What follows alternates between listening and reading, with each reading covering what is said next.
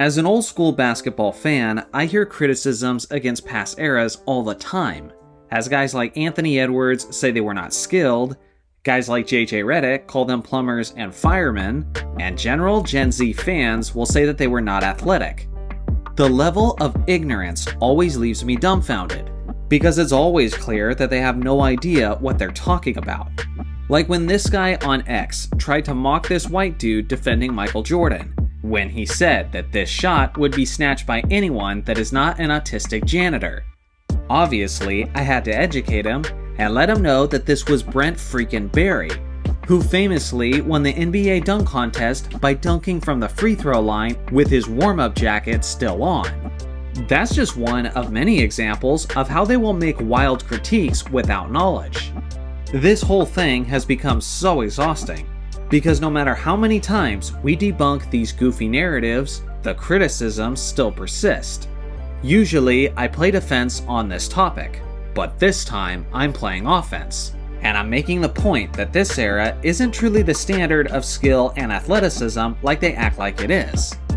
First off, this era is as reliable as a McDonald's ice cream machine. Guys are load managing with extreme frequency, trying to manage their health and keep themselves in the best shape possible for the games that matter the most. And even with that being the case, superstar players like Anthony Davis, Joel Embiid, and Kawhi Leonard struggle to remain healthy. How are you going to brag about this era, talking about modern medicine and how the general athlete has evolved, when many of them have the durability of a crispy Dorito? Last season, only 17 players played in all 82 games, and 30 years before that, that number was 47. Beyond simply the durability, look at the physical fitness. Guys like Luka Doncic, James Harden, and Zion Williamson are constantly seeing their weight fluctuate. These are supposed to be some of the greatest athletes in the world, and in most off seasons, it seems like they spend more time in the pantry than in the weight room. It's not only the physical fitness, but it's also the overall athleticism, or lack thereof. Look at the two best players in the game today, Nikola Jokic and Luka Doncic. The Joker has no muscle definition whatsoever, and is far from what you call peak athletic performance. Luka Doncic also has almost no muscular definition at all. His vertical leap is nothing impressive, and he's painfully slow. 30 years earlier, the best players in the game were guys like Hakeem Olajuwon, David Robinson, and Karl Malone.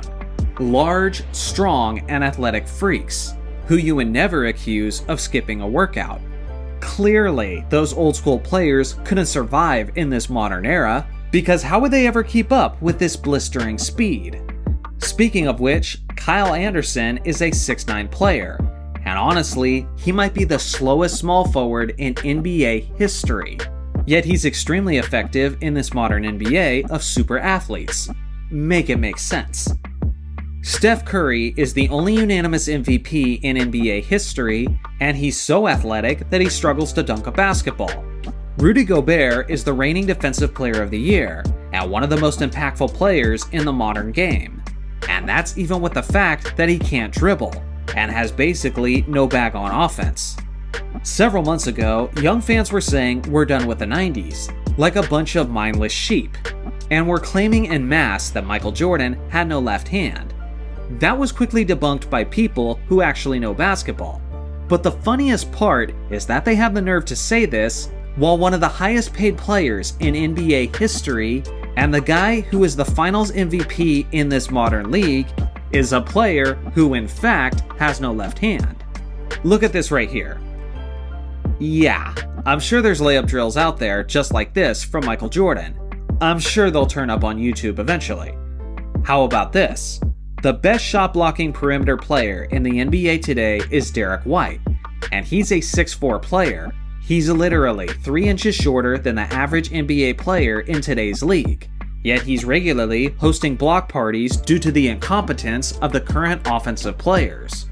In last year's playoffs, the guy who was supposed to be the next Michael Jordan and the next Kobe Bryant couldn't even get past half court in the second half of games, due to how much his conditioning and stamina sucked. Yeah, this is a guy who said that Michael Jordan couldn't guard him. I can only imagine how much MJ would struggle to contain a guy with this kind of motor. Go easy on him, Anthony. I can't blame him for his lack of stamina when the modern league sets the bar so low. Last season, not a single player averaged at least 38 minutes per game. 30 years before that, there was 10 players who averaged above 38. Here's something else to consider. The expectations of the modern superstar player are laughable compared to years past. Nowadays, you don't even have to play defense to be praised by the masses. That's how low the bar is. Last season, there were 9 players who earned MVP votes, and not a single one of them earned an all-defensive selection. 30 years before that, 4 out of the top 6 MVP vote getters were also on the NBA's all-defense teams. Back then, star players were good enough to do both. You know what else is raising the bar in the modern NBA?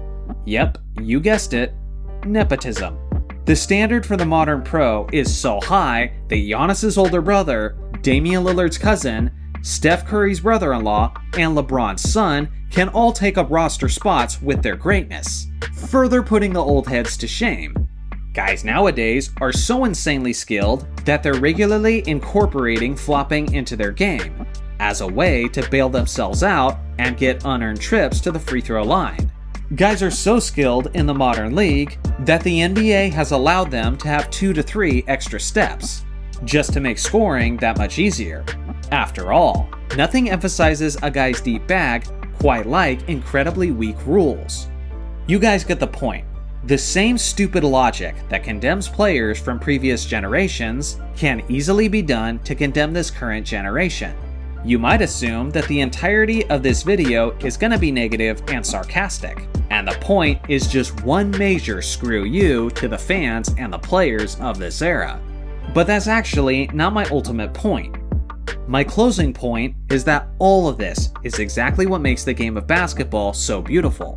In reality, guys like Magic Johnson, Larry Bird, Nikola Jokic, and Luka Doncic are all the same type of athlete, in the sense that nothing about them is particularly jaw-dropping from a pure athleticism standpoint. But it's their timeless skills and their attention to detail that separates them from the rest of the crowd. The same things that made them special back then would make them special now, and the same things that make them special now would make them special back then. Basketball isn't a sport that simply rewards brute strength and raw speed, but it's an art form that's understood and mastered by the best basketball minds within the league.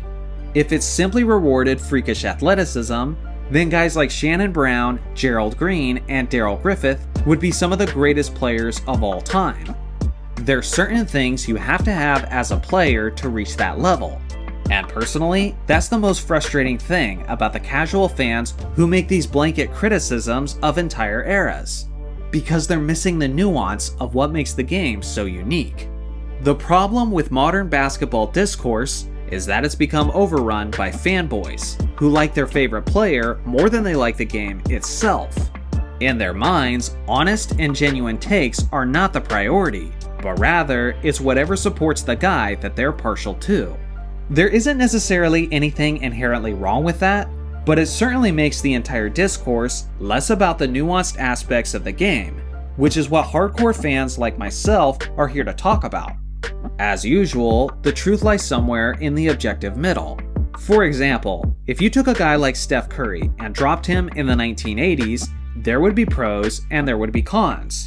On one hand, he would struggle to create space with his ball handling, seeing how guys could hand check him and make it difficult for him to fully utilize his dribbling skills, due to the fact that he's always being crowded by the defender. On the other hand, a player who could pull up from 30 feet out and hit that shot regularly was basically unheard of in that era. And for that reason, he would be like a force of nature that defenses would have to adapt to league-wide. To put it simply, the conversation is more complex than simply saying he would kill it or that he would be utterly destroyed by that era. For those of you who made it to the end of this video, I'm hoping that this is your takeaway. As long as I'll run this channel, my goal will always be to rein the fanboys back in and keep the conversation about the thing I love the most, the actual basketball. My mission will always be to create a space where hoop nerds can gather and talk about the game honestly, because unfortunately, those spaces are seemingly becoming rarer and rarer as time goes on.